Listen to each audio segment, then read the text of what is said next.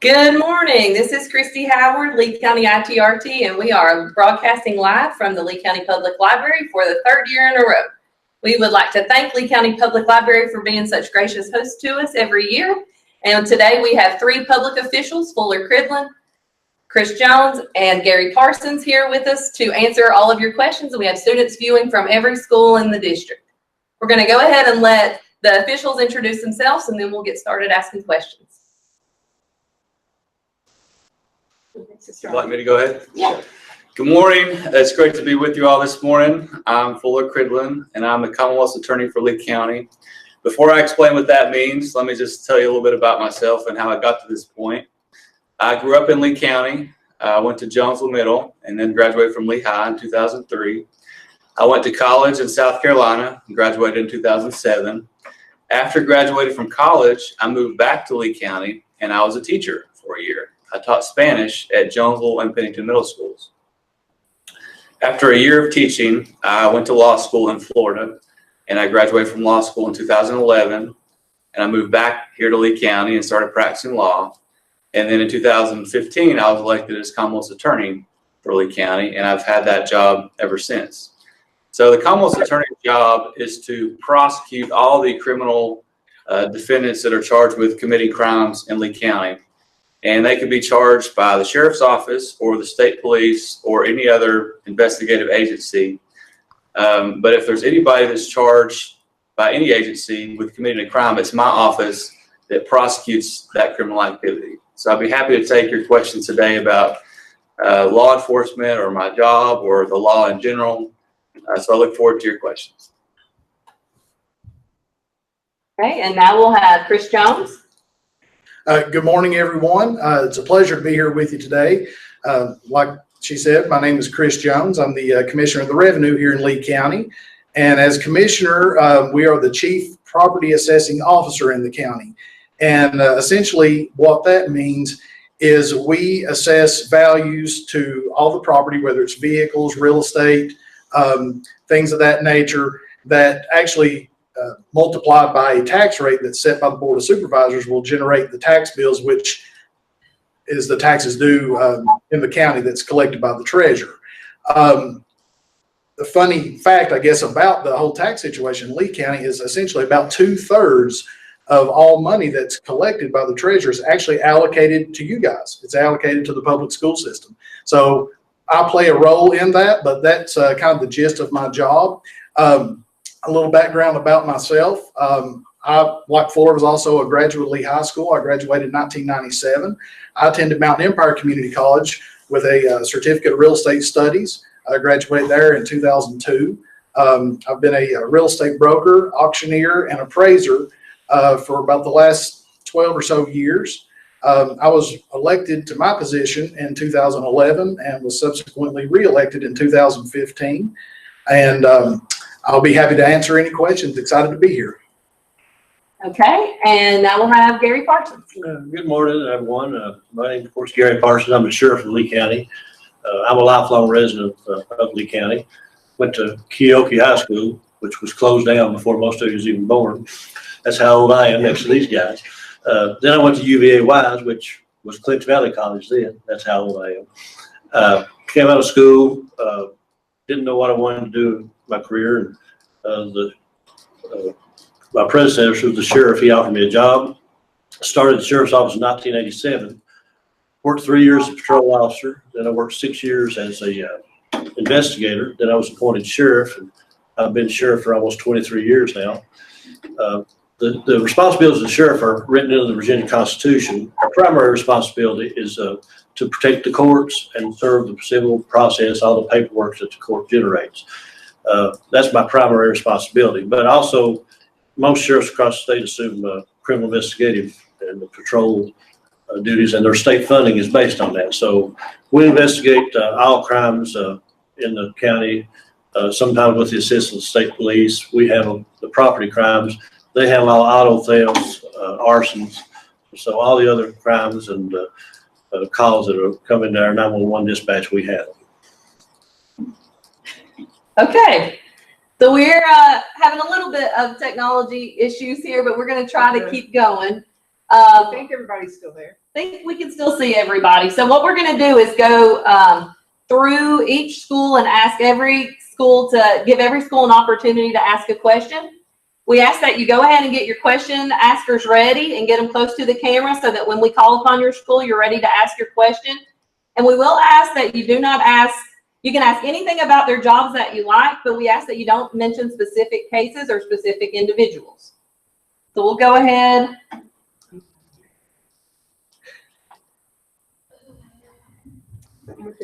Government point of view, and as a citizen myself that gets to vote, I love that we have elections. I love that that's our democratic process, and I love that I get a say in who my elected officials are. Okay. Yeah, and to add to what Fuller said, I think it's an essential part of our government as we're set up as a democracy, and also about local elections. That's really the closest form of government to the people. As a citizen here, you could come by the courthouse pretty much any time and see us, so we're much more accessible. It's kind of where the rubber meets the road as far as government goes. But all the way up and down the line, the election process is critical to how our government functions. And elections, it's kind of like you guys taking a test. The public's giving you a test as whether they're going to keep you there or not based on what you've done for the past 4 years. Their term for 4 years, and I've been fortunate. I've been elected 6 times, and I like to think the reason that I have been is because I treat everyone the same. If it's not an election year, I do an election year. I try to keep it even keel all the time and treat people with respect and dignity, and hope that they look at me when I run for office and return the vote to keep me there. Great question. We're now going to go to Elydale Middle School. Elydale, do you have a question?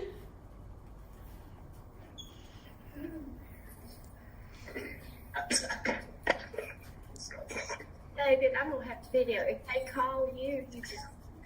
Go ahead with your question, Elydale. My question is for Sheriff Parsons. Right there's your. What are your job? Right What are your job duties and responsibilities as a sheriff?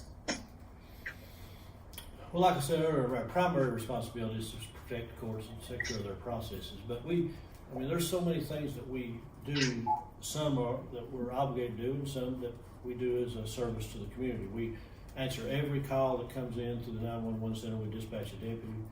We serve thousands of papers a year, and that's where we actually personally have to go and hand those papers to folks so that they know to come to court or serve warrants on them that's been taken against them. We card businesses at night to make sure that those businesses are secure. We escort funerals. We do house checks on folks that are out of town. Just a multitude of things, plus the drug problem, as you folks know, is a terrible problem, and we have to dedicate a lot of man hours to that. And I could really take my entire department and dedicate them completely to the drug problem, and still couldn't keep up with it. But we do the best we can with the resources available to us. So we have a lot of responsibilities, and my people out there are the ones that are doing the work, and I really appreciate them and the commitment they're making to the citizens of Lee County. Also a great question. We're going to go to Jonesville Middle School now. Jonesville.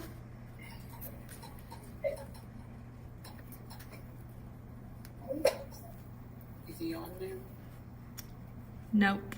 Just stand right in front of the camera. Come over here. There you go. We can see you now.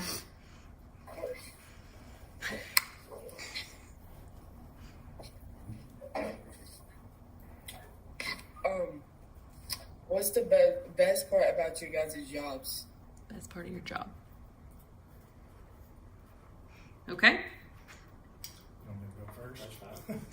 Well, the part that I probably enjoy most about my job is being able to serve my community and give back. Through my office, there's a lot of programs that we do outside of our duties, kind of like the sheriff had spoke to earlier. We administer the tax relief programs for the elderly and disabled, and also disabled veterans. We are a VITA-site, which prepares free income tax returns for low to moderate income individuals. And so far this tax season, we already are closing in on around 1,100 returns that we've already done. So those are things that we do in addition to the duties that are required by the Constitution and Code of Virginia. But those are the things that I probably enjoy most, is just being able to serve and give back to our community, especially helping the elderly. I would say the best part of my job is that my office gets to help people that have been hurt, whether they've had something that's been stolen from them or whether they've been hurt by another person. My office gets to stand up for them in court, and we get to help them, and we get to fight for justice for them. And that's a very rewarding feeling when we get to stand up for somebody and represent them after they've been harmed and bring justice to the person that harmed them. And along with what Fuller's saying there, if the case is initiated with our agency, then we work together with the Commonwealth's office to bring folks to justice, and also provide a lot of services to folks that have been assaulted, victims of crime. We have a victims of crime program that we provide services to people. If they don't have anywhere to stay, we provide them somewhere to stay. If they have to leave their home because of violence, we provide them the resources they need.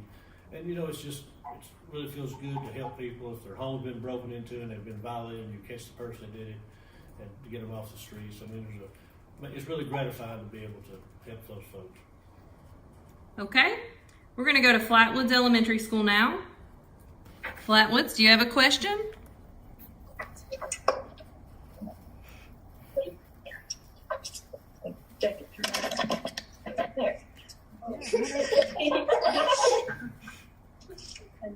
Hi, my name is Jacob. What would you do want for Lee County? Can you say that real quickly, Jacob? What do you want for Lee County? What do you want for Lee County? That's a really great question. It's a Excellent. really tough question. I grew up in Lee County. I love Lee County. This is my home. And what I want for Lee County is what I'm sure everyone wants for Lee County. And that's for everyone that grows up here to have an opportunity to be successful and to be able to pursue the things that they want to pursue, whether it's education or whether it's a trade or whatever goals that they want to pursue. I would like for everybody in Lee County to have the same opportunity to pursue those goals and to be able to make their future themselves. That's a great question, Jacob. And to kind of echo what Fuller was saying, and of course, I have 3 small children of my own. Actually, Allie's right there in the class with you, I'm sure. But what I want for Lee County is for us to have an area that our children can elect to stay here if they want to raise a family here. I want a safe community, a place where they can make a living. That's what I would like for my children if they choose to stay here, is to have opportunities that they can work and stay here in a safe community. And I certainly agree with that. People have the opportunity to stay if they want to. I think a very important thing that we're trying to get done, and I think they're about to get done, is get our hospital back so that there's a proper health care for the people in our community, emergency health care. As it pertains to my job, the drug problem, it's a terrible problem, and I wish we could eliminate the terrible effects of it. But there's a lot of good people that have got addicted to drugs, and those people are looking for help or rehab to get off those drugs, and we just don't have the programs available. So that's something I'd really like to see come to this area, some programs where people who really want to help themselves, who are addicted, can go and get the help they need. Okay, we're going to go to Dryden Elementary School now. Okay. Whenever you're ready. We can't hear you. You might need to turn your mic on. Control room.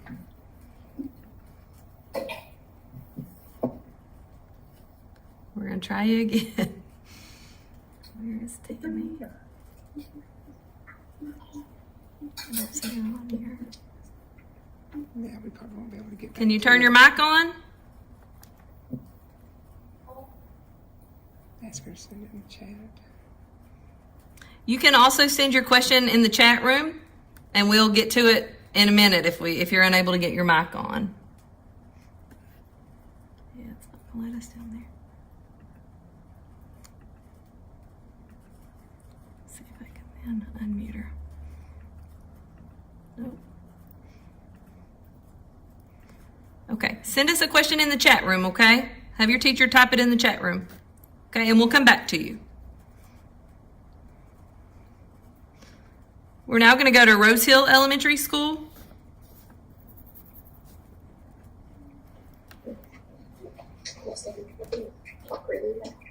My question is for Sheriff Parson. What was your favorite subject in school?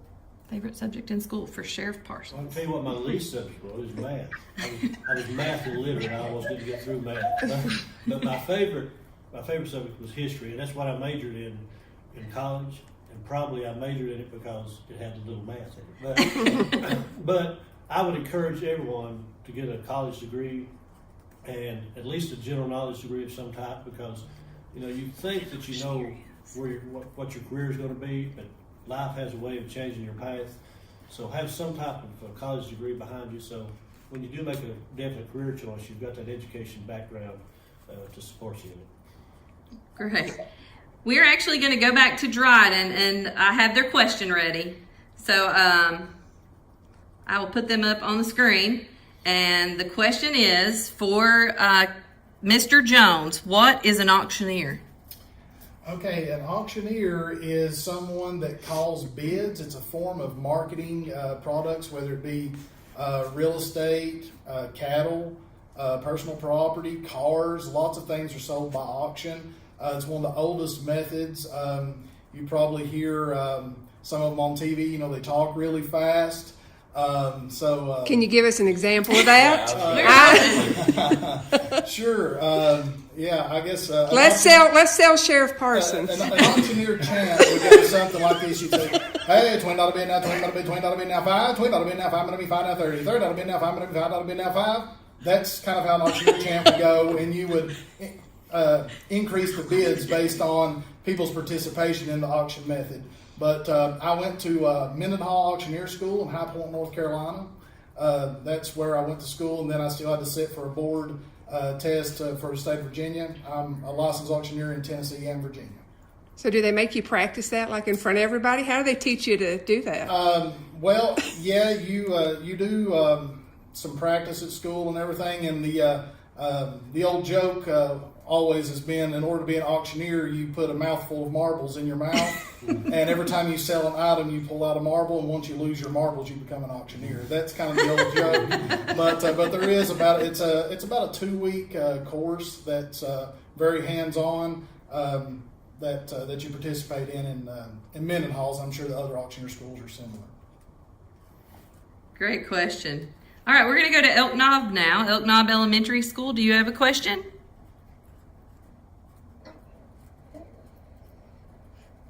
My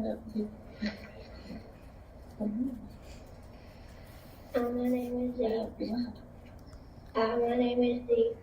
And the question is for Sheriff Parsons. How many people are you over? How many people are you over? How many people do you supervise? I've got, some of the 911 dispatchers are county employees, not under my office, but I still have oversight of the daily operation of the 911 center. So with patrol officers, school resource officers, my bailiffs, victim witness folks, domestic violence folks, around 50 people. So that's a close number. I haven't really counted them, but that's a good guesstimate right there. All right. We're now going to go to St. Charles Elementary School. St. Charles, do you have a question? Yeah. Okay, go ahead. My name's Caroline Janelle, and this is from Fuller Hill. How long does it take to try a case? How long does it take to try a case? That's a terrific question, and it really depends on the case. My office prosecutes all the criminal activity in the county, and that could be something as minor as a speeding ticket or as serious as a murder. And so cases like traffic tickets would not take very long to try. Some cases are a lot more complicated, and they could take days or weeks to try. It just depends on the type of case it is, how many witnesses there might be, whether there's any forensic evidence. And so it really depends. There's no answer that's going to be the same for every case. It just depends on what factors are involved in each case. But that's a great question. Okay. We're gonna go to Lee High School now. I see your camera's off, but do you still have your microphone on? You did a great job. Okay. They are. Do you need us to come back to you in a minute, Lee High? So they wanted to ask, why did you come over? Just go ahead and type it in there, and we'll come back to you in a minute. Why did you decide to run for your position, for each of you? Well, mine Go ahead. Mine kind of came to me in an odd fashion because the sheriff before me passed away, and I was appointed by the courts to become sheriff. And then I guess I had an obligation. I mean, I enjoyed the fact that I was able to run, but once I became sheriff, I felt obligated to continue the office I'd been appointed to, and so I was forced to be reelected. Like I say that law enforcement. I didn't say that, but law enforcement was not my chosen career path. I wanted to be an attorney. That was my first choice, but I knew I wasn't smart enough, like the Commonwealth. No, but I just like I say, it just became a law enforcement officer by happenstance. Sheriff passed away, and I was appointed, and so just all the stars aligned, and that's the reason I ended up running. On mine, the reason I ran for my position was I was primarily a real estate appraiser, and that's a big part of what my office does is assess property. I was traveling. I was working in 5 counties in Virginia and 5 in Tennessee at that time. Just my oldest child was just a newborn, and an opportunity came available that I could run for that position and be able to use my skill set and my education to help my community, but also to be able to work closer to home and to spend more time with my family. And that was really the big driver behind the reason that I ran. My father was a lawyer, and my grandfather was a lawyer, and his father was a lawyer. So the Cridland family has never learned how to make an honest living. We've always been lawyers, and as far as back as I can remember, I wanted to be a lawyer too. But I wanted to create a different path for myself, even though I wanted to be a lawyer. No attorney in my family had ever been a prosecutor. So I wanted to be the first Cridland attorney that was a prosecutor. So as far back as I can remember, I wanted to take that path for myself and be in law enforcement and be a prosecutor. Okay. We're going to go to Thomas Walker High School now. You have a question, Thomas Walker?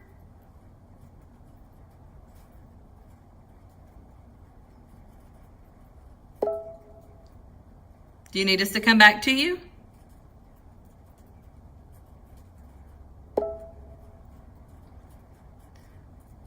Who has a question? Do you need us to come back to you? Okay. We'll go back through and we'll come back to you when we're back at Thomas Walker, and you all can go ahead and get a question ready. All right, we'll go back to Jonesville Middle School. Do you have a second question?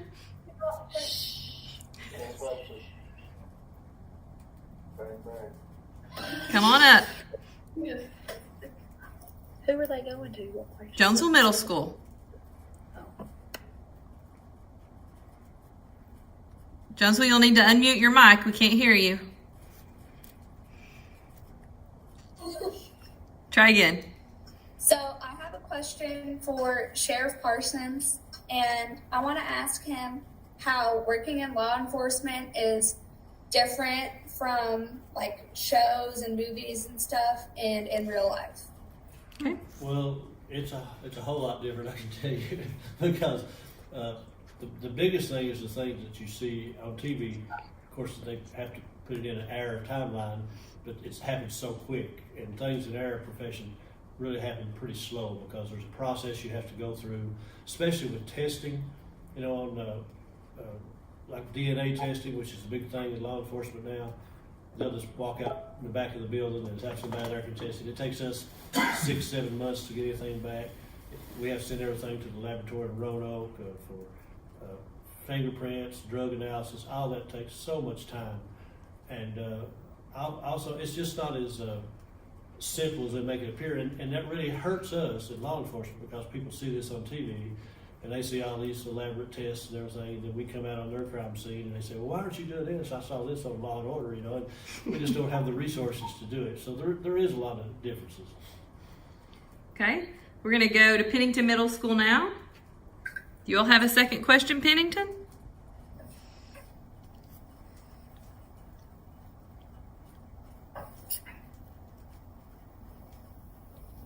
All right. Greetings. My name is Desiree, and my question is, what kind of classes would we have to take to get ready for jobs in law enforcement? What kind of classes they would need to take to get ready for a job in law enforcement? Well, Fuller can probably expand on this, but when I got into law enforcement, you know, the educational requirements weren't so high. But as things become more technologically advanced, if you're going to get into federal law enforcement and even state, a bachelor's degree pretty much anymore is a requirement. That's as a minimum. I mean, I still hire people that have a high school education, but I just recently hired a young man who had a bachelor's degree in criminal justice, and I think that went a long way with me in giving him a job. And it'll really go a long way with agencies, state, federal agencies.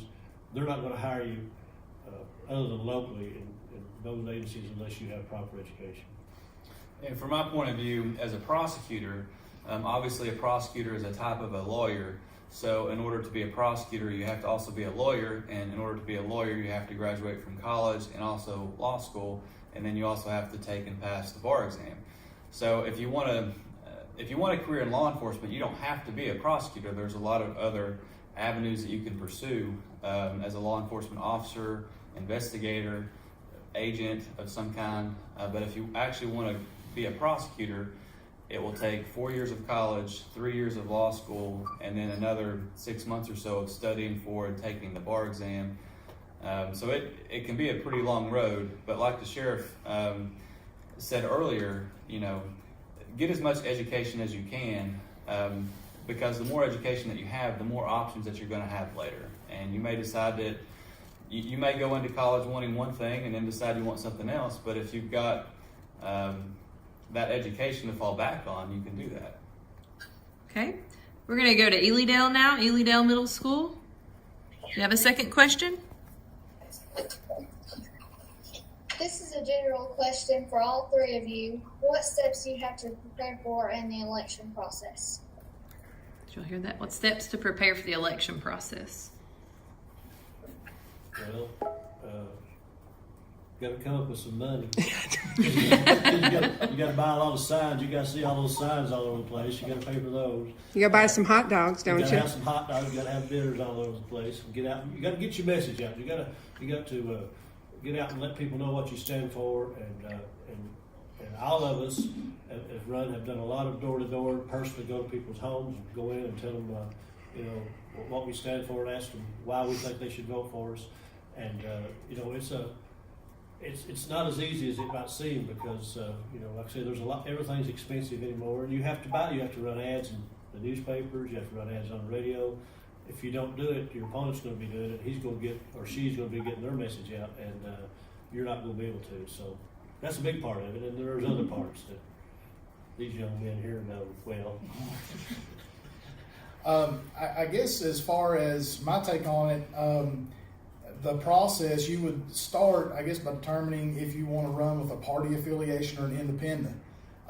If you run as an independent, you're required to collect signatures and file the appropriate paperwork with the registrar's office to get on the ballot.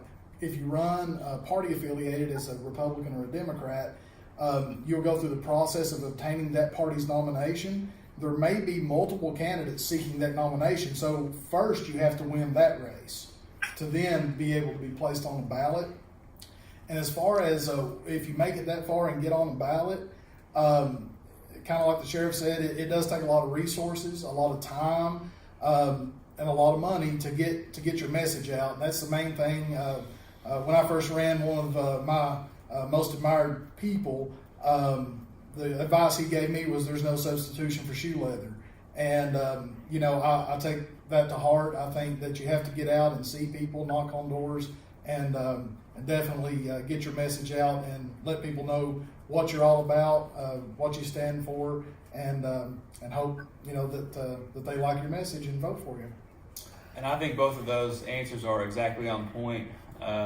First of all, you have to have a record to run on, and that starts when you begin your job. So really, the election process never stops because you work for the people. And while you're in your position, you should remain engaged with the public. So from that point of view, like Chris and the sheriff both said, you want to be out there with people, talking to people, telling them what you stand for, what you're going to continue to stand for if you're allowed to serve an additional term. And it does cost money to spread your message because we have a big county and we have younger people that might get their news from social media. We have older people that might get their news from the radio or the newspaper. And then we have people that may not look at any of that but just see a billboard on the side of the road. So you have to cover all your bases because you represent all the people, the old people, the young people, and you want to make sure that everybody can hear your message, but there's no substitution for hard work and being out there with the people, talking to people. And that's something I think the three of us are proud and excited to do this summer, is to get back out there with the people, talk about what we've done, and talk about what we want to continue to do moving forward.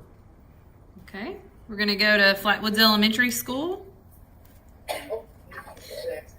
And Dryden, I will go ahead and tell you you're going to be next. So if you want to go ahead and type your question in, we'll get it asked for you. My name is Alan Elrich. We would like to know if our school is going to get a resource officer.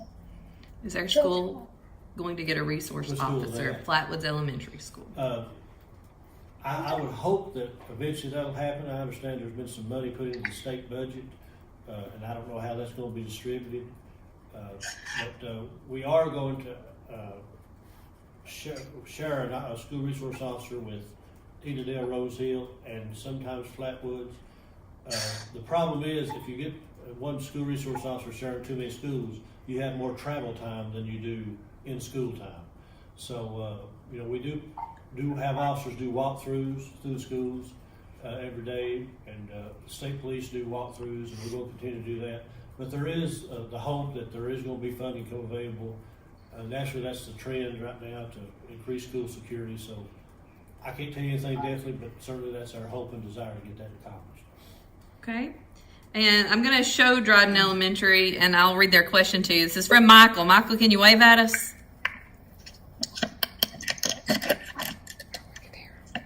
You can try to talk, Michael.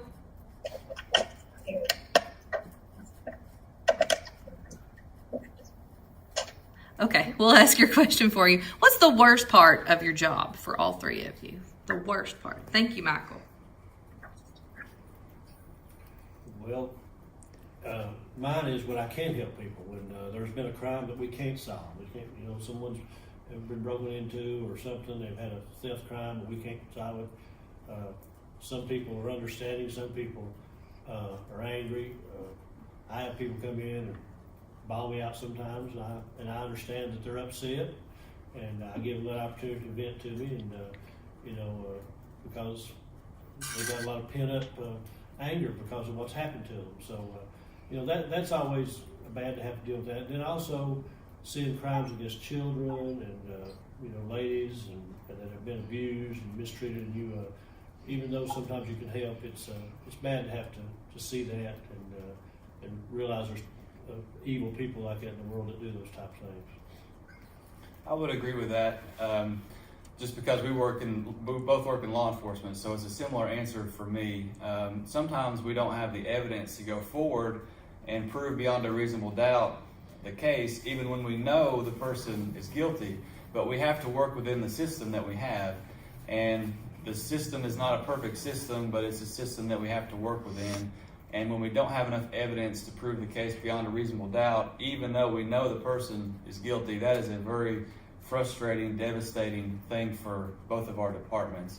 And that is hard, and that's caused a lot of sleepless nights, I'm sure, for both of us. But at the same time, it makes you want to work harder on the next case and make sure that we do get the evidence on the next case, so that we can have the evidence in court to prove it beyond a reasonable doubt. Yeah, and mine is it's pretty much the same. It's when you have folks that, for whatever reason, you are not unable to help them. In my position, well, really all of us, we are servants by nature. We don't create any policies, create any laws. We're there to carry those out. And sometimes folks get frustrated when maybe you can't, help them in the way that they wish that you could. But, we have certain guidelines and statutes that we took an oath to uphold. So that sometimes is frustrating when, with all best intentions, you want to help people, but sometimes you're just not allowed to by the laws and codes that are set that you have to follow. Okay. So now we're going to go to Rose Hill Elementary School. Do you have a second question?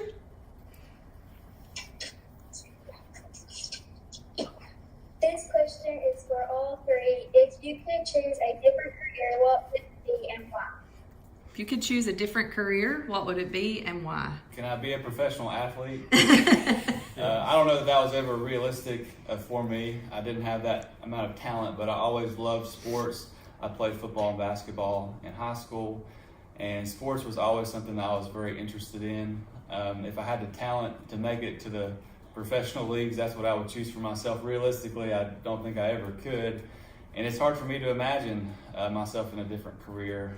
Based on my family history and sort of where I was always pushed to go, I knew eventually I would turn out as a lawyer. And right now I'm a prosecutor, and I love being a prosecutor, and I hope that I can remain a prosecutor for my entire career. But if I'm not able to do that, then I still would like to be an attorney in some form. And there's many different types of attorneys. There's attorneys that are on the other side of the criminal system that represent people that are charged with crimes. And they have a very important job because they protect all of our constitutional rights by representing somebody that's charged with a crime. There's also attorneys that do civil cases, attorneys that do real estate cases, attorneys that do personal injury cases. There's a lot of different types of attorneys. So if for some reason I'm end up not being able to continue my career as a prosecutor, I would think that I would just find another career within the legal field. For myself, I really have two passions in life, and I'm fortunate to be able to, in my current role, to do both of those. I've always enjoyed agriculture. If I could probably make enough money farming, that would probably be the only thing I would ever do. I love growing things, animals, crops, anything like that. I just love working with the earth and animals. But real estate's always been a big passion of mine. I've been involved with it really ever since I graduated from high school. I went on and became a real estate salesperson, then obtained my broker's license, became an appraiser, also involved with real estate in the auctioneering profession. So my job now also lends to real estate assessment. So I'm still being able to be involved with real estate with what I do now. So that's probably some form of real estate is what I would be involved with. Well, like he likes cattle and farm, I like cars, so a used car sale is what I like. And an Elvis You'd be a good impersonator. one, yeah. An Elvis impersonator. He's going to. Used car sale. Okay. We're going to go now to Elk Knob Elementary School. Do you have a second question? We can see you. Mr. Fiddler, how many times a week do you take cases in court? How many times a week do you participate in court? Every day, Ridley.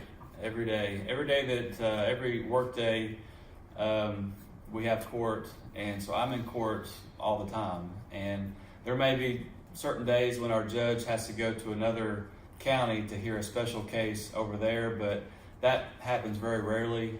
We have a docket, and we actually have 2 courts going every day. And so there are 3 prosecutors in my office, myself and 2 others, and we have at least 2 courts going every day, so we have a prosecutor in each court. Okay, we're gonna go to St. Charles now.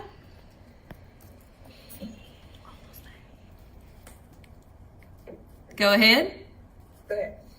My name is Blake Tripp, and my question is, what do you like best about your jobs?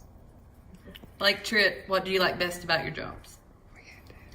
That's another terrific question. I think we touched on this a little bit earlier, but what I like best about my job is that we get to represent people that have been hurt, whether they've had something stolen from them or whether they've been a victim of assault or something along those lines. We get to represent them in court and stand up for them and bring justice to the person that harmed them.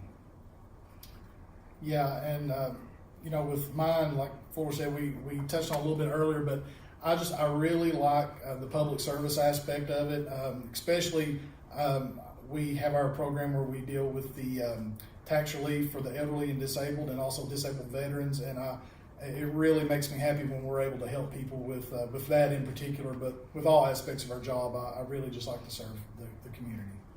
Yeah, I mean, I enjoy helping people. I enjoy interacting with people, you know. And it's pretty cool being the sheriff, you know. And it makes you proud that the people of Lee County have enough confidence in you to give you the job, and that really gives you a good feeling. We're going to go to Lee High School again, and they typed their question to us. Looks like there's no one there to hear your answer, but I'm sure the rest of us would like to hear. Do you have any future ambitions, or what would you like to do in the future? Well, for me, I guess I'm the youngest one here, but I love my job, and I want to continue my job as a prosecutor. If I'm not able to continue as the Commonwealth Attorney for Lee County, I want to continue as a prosecutor in some form. Whether it would be a Commonwealth Attorney somewhere else or a federal prosecutor in Abingdon. I love prosecuting. I love being in law enforcement, and I don't have any ambitions beyond simply that. I want to stay in law enforcement as a prosecutor. I love my job as far as myself. I love what I do. You know, I don't really have any other ambitions that I know of. It's kind of my dream job, I guess, to serve Lee County in some capacity, and to be able to use my skill set to do that is a real blessing to me, and I can't think of anything else I would want to do. I mean, I still feel good about what the job we're doing, and I feel good about doing it. And you know, I hope to retire someday. Of course, I'm going to run again. The good citizens may decide to retire me earlier than I planned, but my intention is to keep this job for a certain amount of time, and then retire and get out of the way, and let some other person take over, and hopefully carry on a good tradition of the job. All right, so that's our last question. What we'll do now is just go to each school and let you guys wave at us and say goodbye. We'll start at St. Charles by saying thank you all for participating with us. Now we'll go Elydale, Jonesville Middle School. Hi, Jonesville. Smiles, everyone smiles. Pennington Middle School, Flatwoods Elementary School. Somebody's excited to see her daddy there. Elk Knob Elementary.